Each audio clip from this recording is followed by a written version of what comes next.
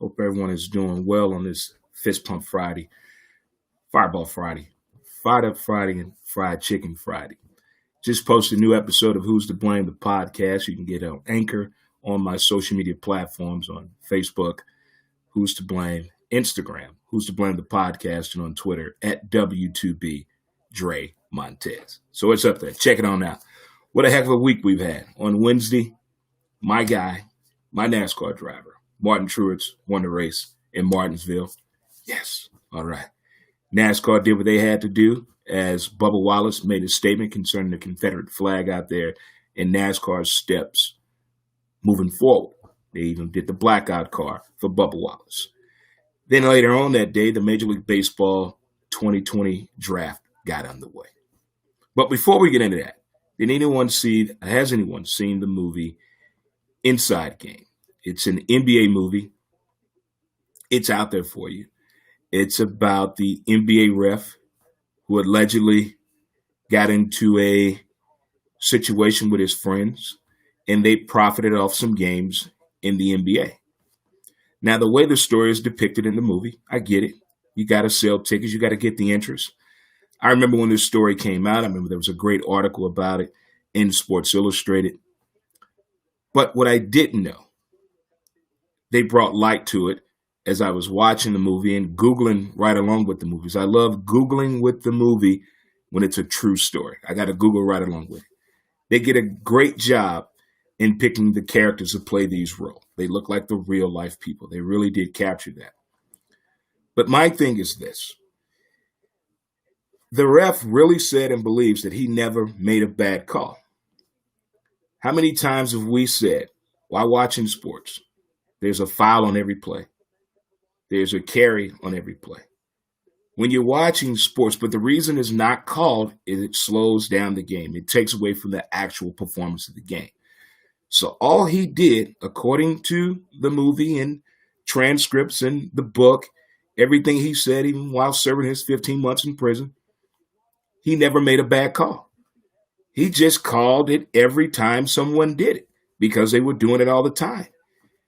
And he paid attention to what players were not playing when he walked by said rooms and saw them on a table with the medical staff. If a particular guy is not playing, that can mess with the Vegas line a little bit. And if you get around people that know that and know how to utilize that information, you can make some pretty good damn money. And that's what happened. But when you're gambling, greed sets in. When you have a winning system, greed sets in.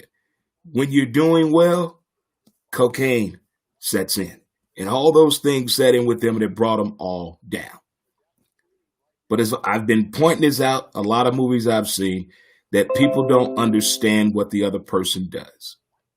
For example, this man lives in a $200,000 house.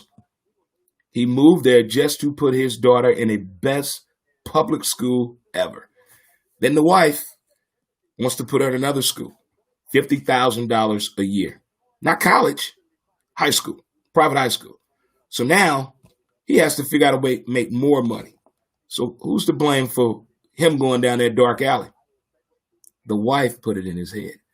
Then you got the guy, the gambling guy, the guy who knows how to gamble. His wife knows what he does, but still bitches at him for doing his job.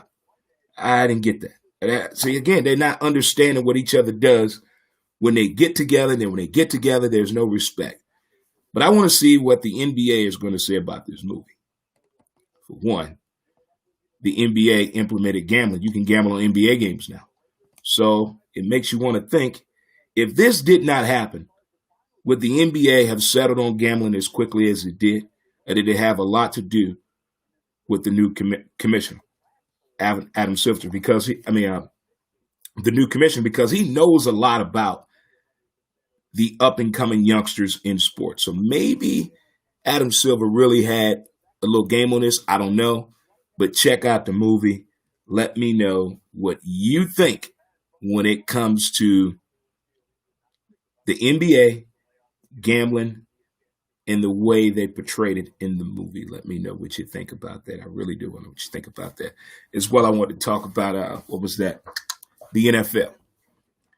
With the whole quarantine situation, They brought this up the other morning, and I never really gave it no mind. What about the NFL quarterbacks? You only get so many to have on your roster. You have to keep them away from everybody else. So I'm wondering, is the NFL going to allow a special provision as to keep one quarterback away from everybody in case something goes wrong? Quarantine the quarterback. I think the quarantine quarterback, believe it or not, I think this could be, whether they want to utilize it or not, this could be a way in for Colin Kaepernick. I'm just saying. I'm just saying, because the easiest way to get him in is through Washington. That's the easiest way to get Colin Kaepernick a shot at the league, is to send him through Washington. That's real easy. A 5-year-old can figure that out. But again, I sent Colin Kaepernick a tweet, and I really want to know, what do you want to do? In Disney movies, they always go to the kid to find out the truth. They go to the main source. I don't want to talk to his girlfriend, fiance, whoever the hell he is, who she is, his team, his squad, his crew. No. I sent the tweet to Colin Kaepernick. Now, what do you want to do? Because if you don't want to play no more, let us know. Let's utilize your platform somewhere else. Let's go somewhere else with that. Maybe that can happen. Major League Baseball draft. You made me proud. You made me proud. I'm not going to sit up here and tell you I watch the Major League Baseball draft every year. That'll be a straight bullshit lie. The only reason I watched it this year, I've been digging the virtual reality, the folks' background, see where the money coming from. Let me see what the girlfriend working with. You know, I hate when we find out when they get in the league that that's what they had in high school and college. Let's get that out the way right now. Whether you rented her or not, I like the way that the Major League Baseball draft was covered. ESPN and Major League Baseball, hands off. They brought the appropriate analytics that were applicable to the kids that were being picked. They didn't bring up nothing that was irrelevant when it came to the kids. Carl Ravitch put it into that after the second pick.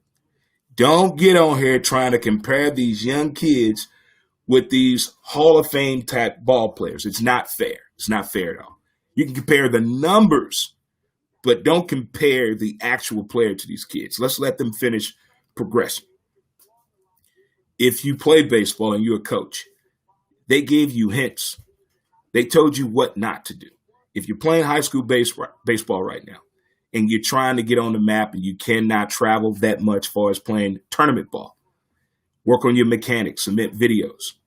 But if you can travel, that Cape Cod League they were talking about, in the league out in California, they were really, really talking about.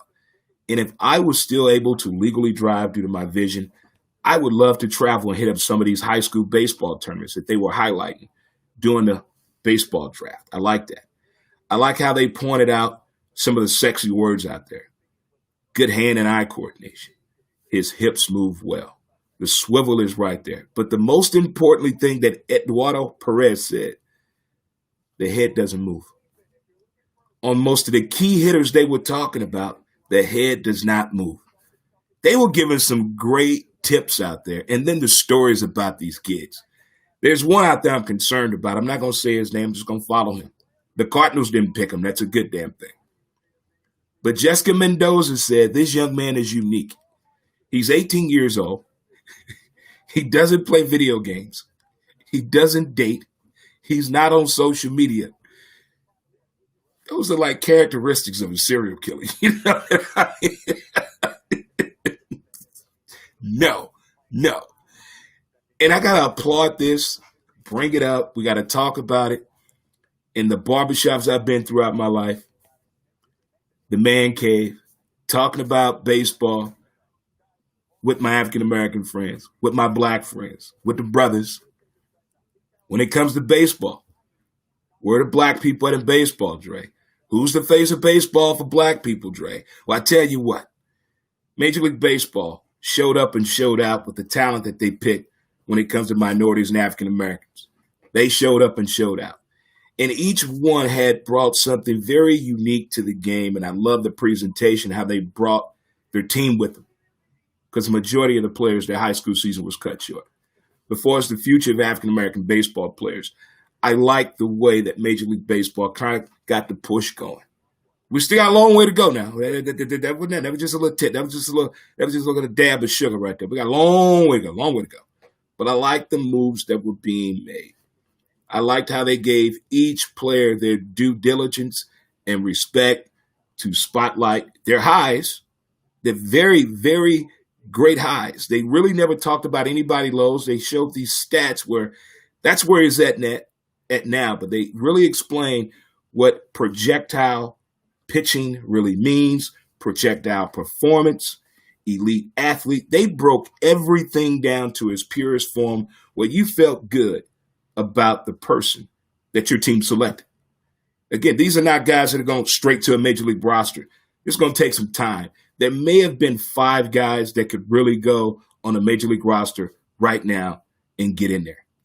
Great words by Ben McDonald, former first pick of the Major League Baseball draft, as well as Alex Rodriguez, who put in some great thoughts too as well on the pressure of being a top pick. This year in the draft, for the first time ever in 57 years, the collegiate athlete dominated the first 7 picks. Usually it was the other way around. And the young pitchers that they have, that the spotlight was on them, the pitch selection, their pitching artillery, how some Major League Baseball pitchers are telling you when the progression, when the curve actually happens. Don't rush the technique or the process. Enjoy and listen. They were giving some great tips, man. It's just like the Korean baseball organization, how I'm right now in love with it. Not just the game. It's Eduardo Perez and Homeboy and the guests that come on there. They tell the most amazing stories that are relevant to what you're watching. If you get a chance, check it out. Again, episode 407 is up on Anchor. It's on Spotify, as well as, what else we got it on? Facebook, Instagram, and Twitter. So get back to your Fist Pump Friday. Fire up that grill. Let me know. Invite me on over. I may come through. Let me know. But enjoy the rest of your Friday and your weekend. Yeah, enjoy the Wars Food Poisoning. The hell with y'all. Peace.